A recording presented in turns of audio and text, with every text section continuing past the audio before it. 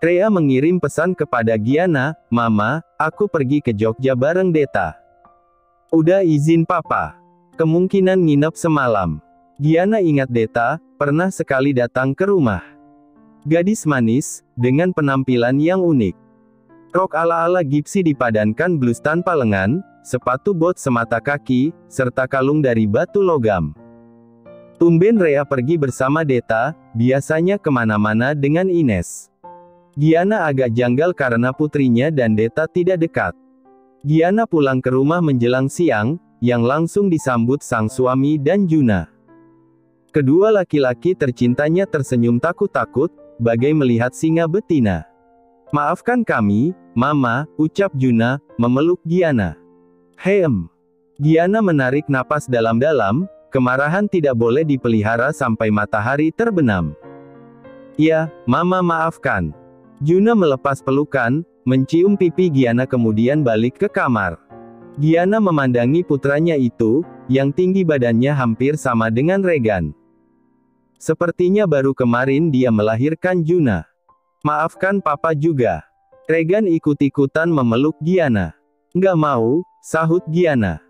"Bukannya dukung istri malah ikutan makan mie. Harusnya bilang kalau nggak boleh, Gi," ujar Regan. "Harusnya Mas yang paham, kalau udah dimasakin, ya dimakan." "Ih, lepas." Giana tidak berkutik dalam dekapan Regan. Di saat berdua mereka masih saling memanggil Mas dan Gi. Regan mengecup ubun-ubun istrinya. "Maaf, aku memang salah. Janji nggak akan ngulangi lagi." Dekapan Regan melonggar, Giana mendonggak menatap wajah Regan. Walaupun sudah kepala 5, sang suami masih sangat menarik karena rajin berolahraga. Sangat bersyukur perjalanan rumah tangga mereka berjalan indah. Paling hanya kerikil-kerikil kecil beda pendapat, bertengkar, dan paling sering adalah ngambekan. "Rea tadi cerita nggak, mau ngapain ke Jogja?" tanya Giana, yang keluar dari pelukan Regan. Dia melihat 3 spray yang dijemur di halaman belakang. "Cuma mau jalan-jalan.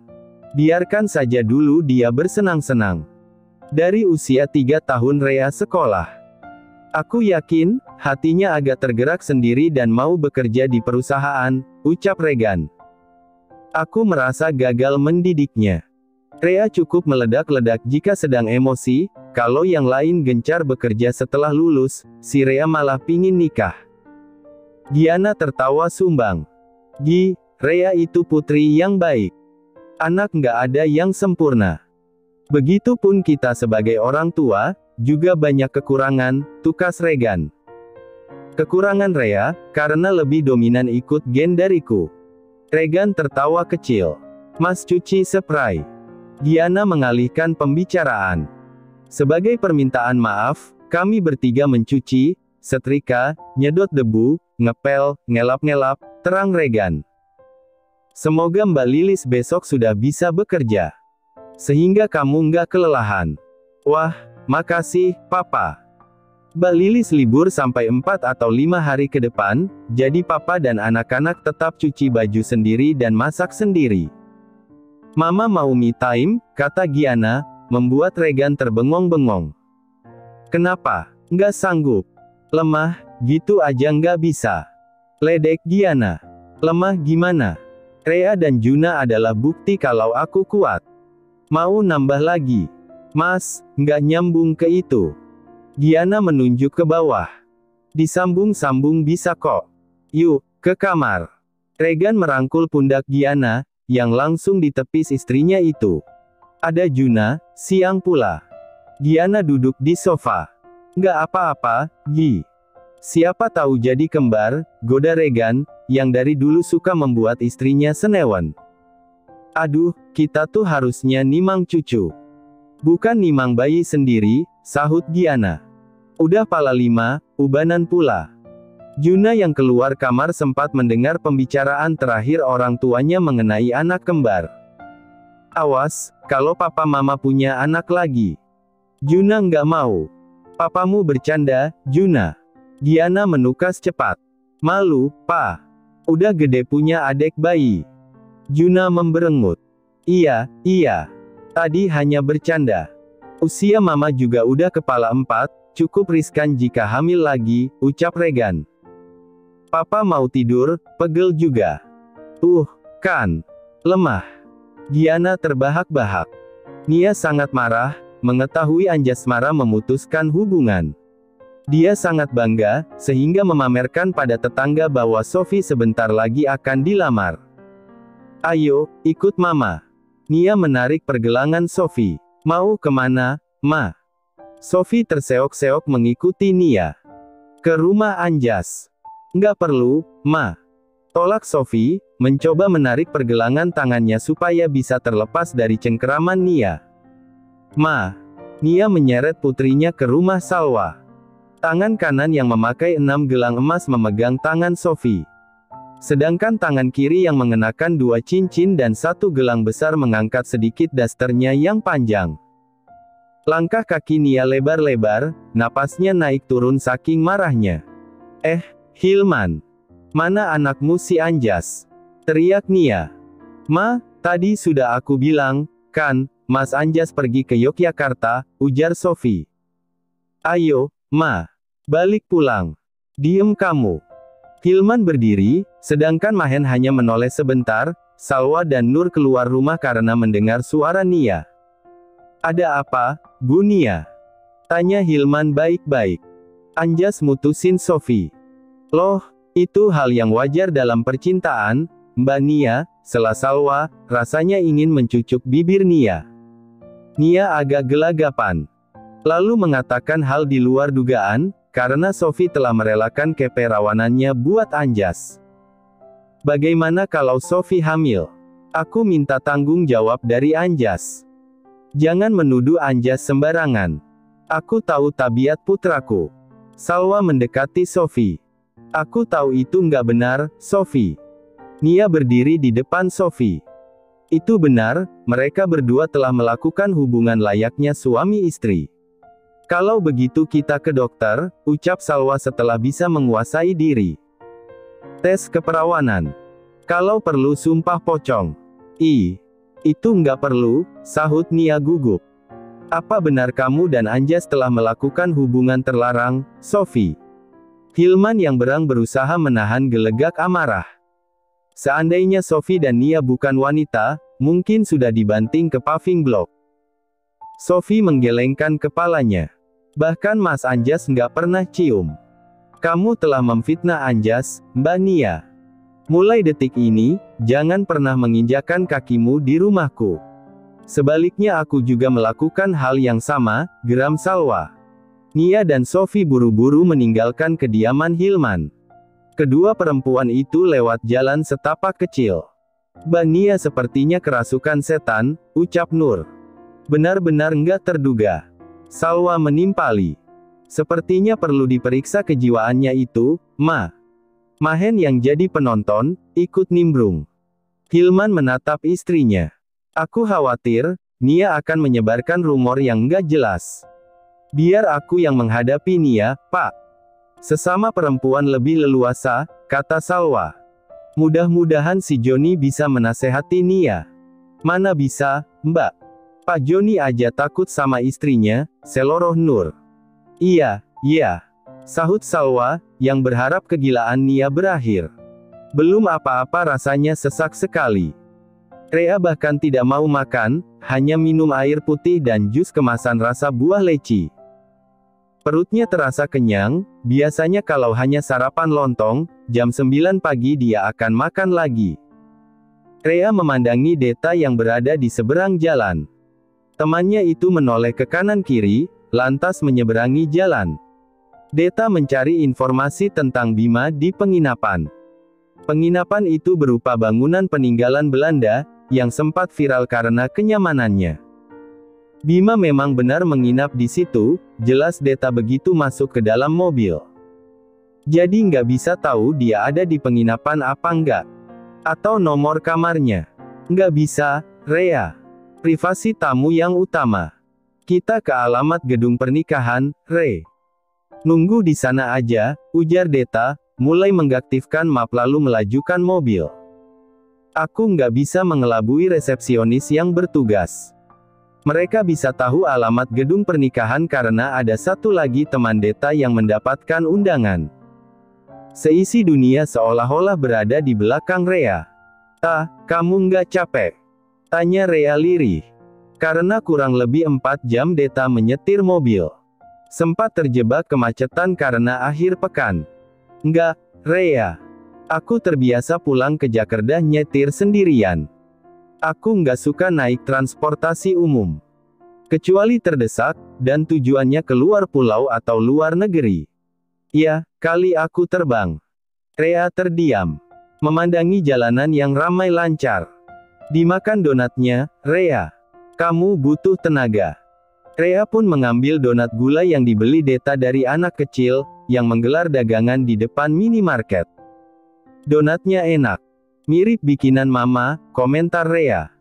Mobil itu memasuki pelataran parkir yang luas. Deta memilih memarkir mobil di depan pintu masuk gedung. Hari pun mulai merambah malam.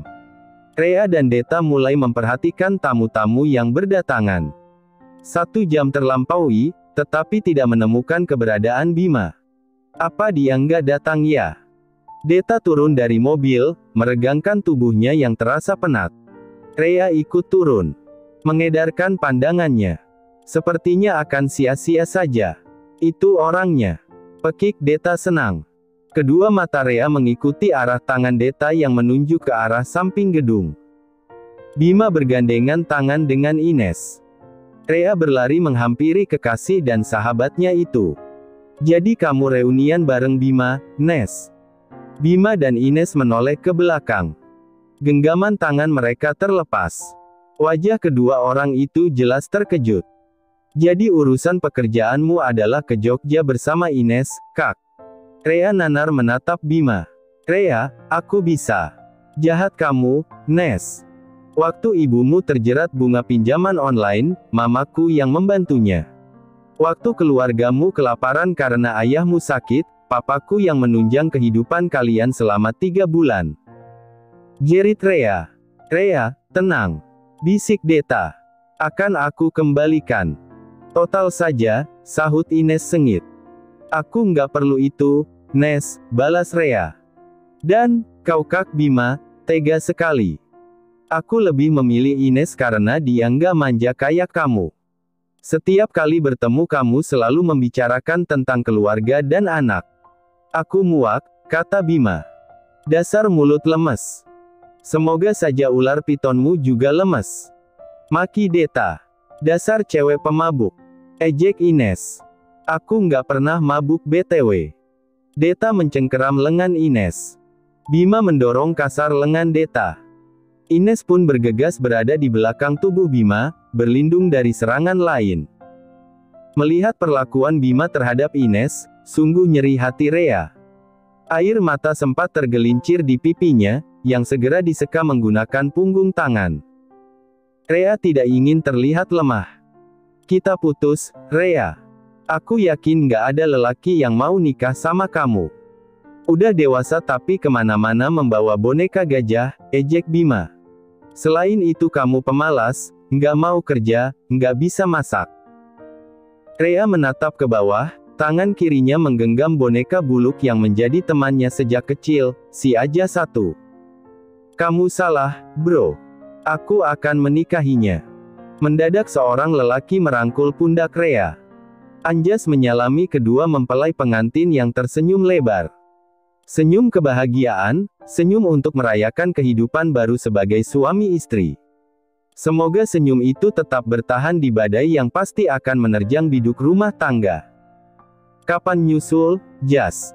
Tanya si mempelai laki-laki yang bernama Syarif. Nyusul kemana, nih? Anjas bertanya balik, tahu apa yang sedang dibicarakan. Usianya belum kepala 3, jadi masih santai. 2 kali pacaran serius hanya mampu bertahan 8 bulanan. Ika pacar pertamanya, seumuran dan bekerja sebagai staf kantor di pabrik minuman instan. Dia pikir telah jatuh cinta, ternyata hanya perasaan suka. Bukan sayang. Pada Ninda si perawat yang bekerja di puskesmas, Anjas juga mengalami hal yang sama. Ketika ditodong keseriusan, hatinya gamang. Hingga memilih putus. Nyusul nikah, jas.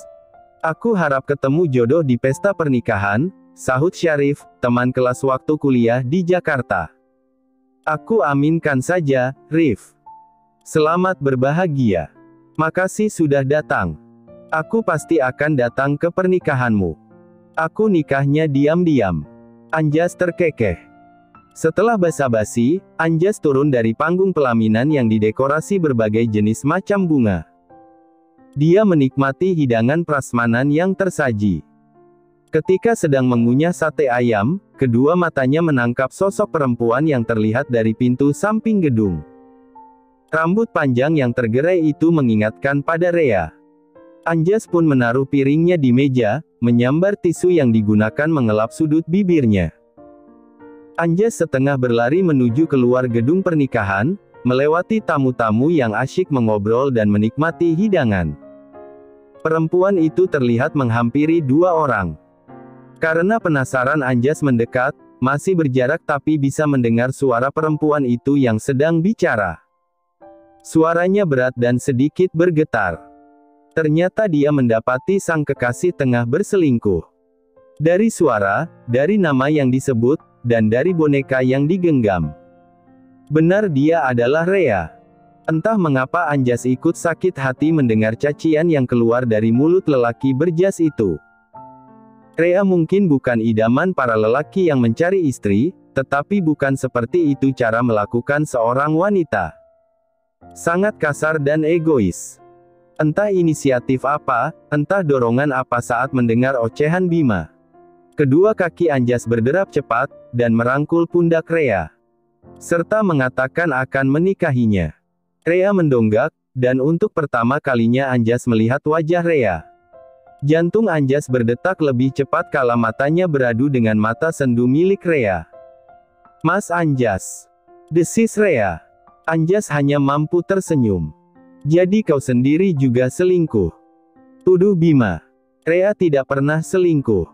Kami pernah dijodohkan, dan Rea menolak karena dirimu. Dia berani mempertahankan lelaki lemah seperti kamu.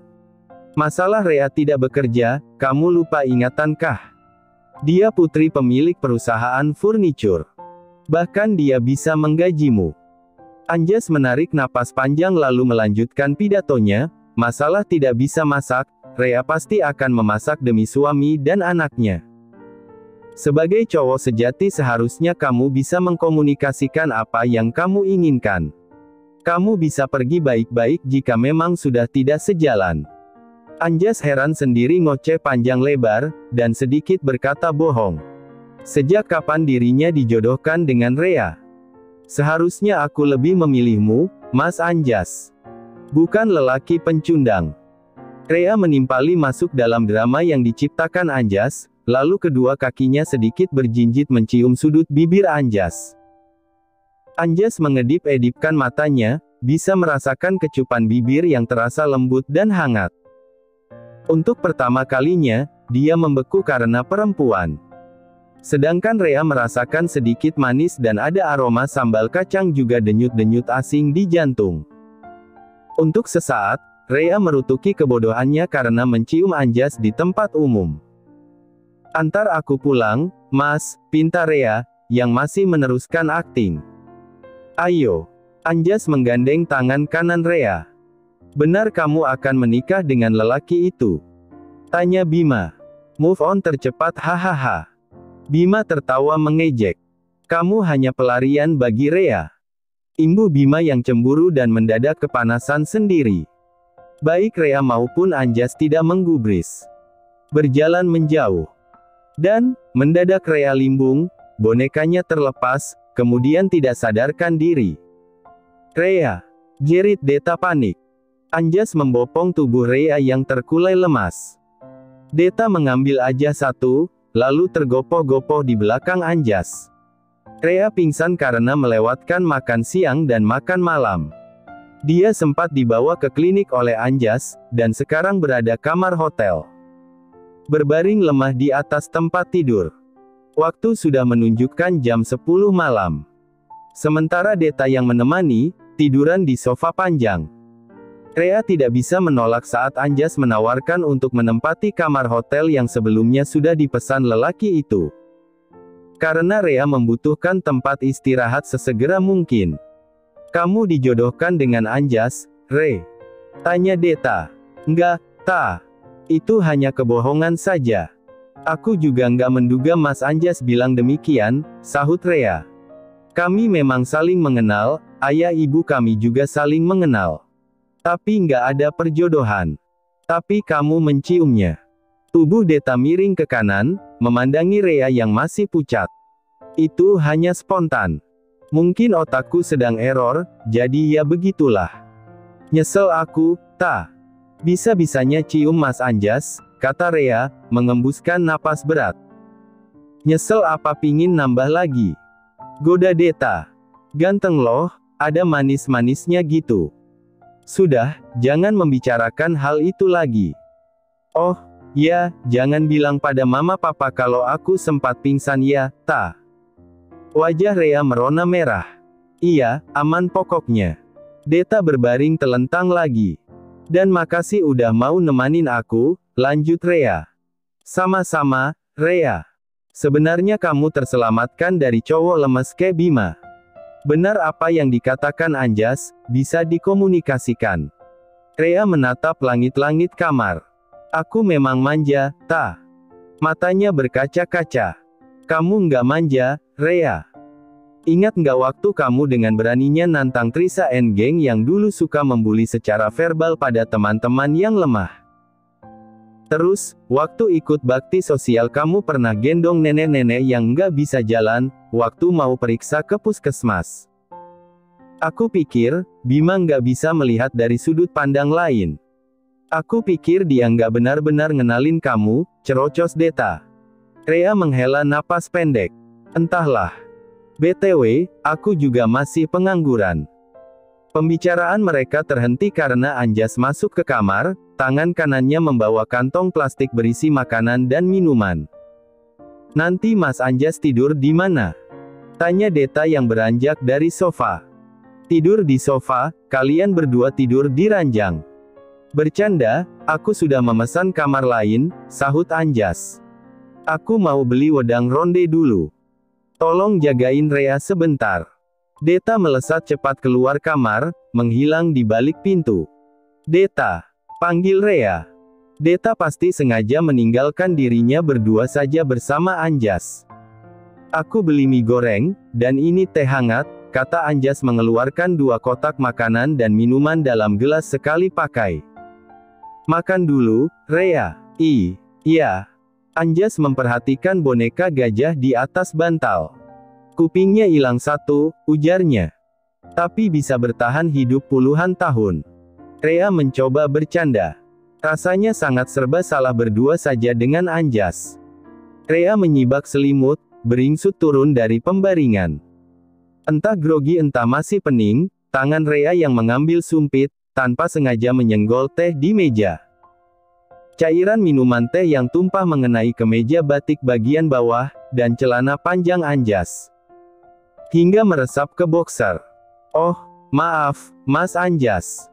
Rea mengambil tisu. Nggak apa-apa, Rea. Aku bisa ganti pakaian. Kamu duduk saja. Anjas berdiri, berderap cepat ke kamar mandi. Rea membersihkan meja menggunakan tisu, begitupun dengan lantai kamar. Malas meminta layanan kamar. Ponsel yang berdering mengalihkan perhatian Rea, yang hendak makan mie goreng. Sang mama video call. Ma, halo. Rea bersandar di kursi, melihat Giana di layar ponsel. Belum tidur, Ma. Kamu nginep sama siapa, Rea? Sama Deta, dia sedang keluar beli wedang ronde. Coba arahkan HP ke setiap sudut kamar, Mama mau lihat. Termasuk tempat tidur. Mama curiga sama anak sendiri. Nggak ada siapa-siapa, Mama. Nih lihat. Rea melakukan apa yang diperintahkan Giana. Mumpung Anjas di dalam kamar mandi. Supaya lebih aman, Rea akan pindah ke balkon. Ines bilang kamu ciuman dengan cowok di tempat umum. Dia ngirim foto, Rea. Apa? Mama lihat sendiri, aku sendirian. Deta. Mendadak si papa aja satu muncul dari pintu kamar. Walaupun hanya terlihat kepala dan pundak telanjang. Anjas juga berkata, "Rea, sorry, bisa tolong ambilkan tas ransel?" Di layar ponsel, Giana tampak mendekat wajahnya. Seolah-olah bisa masuk ke dalam perangkat elektronik tersebut. Itu siapa, Rea? Ada cowok telanjang di kamar mandi. Rea. Giana mulai tantrum. Apa kalian berdua nyicil bikin kuping bayi? Ma, aku bisa jelaskan. Itu enggak seperti. Itu Anjas. Iya. Panggilan video berakhir begitu saja. Rea memandang sengit pada Anjas. Mengapa malah makin rumit? Arg. Seharusnya Mas Anjas tetap di dalam kamar mandi.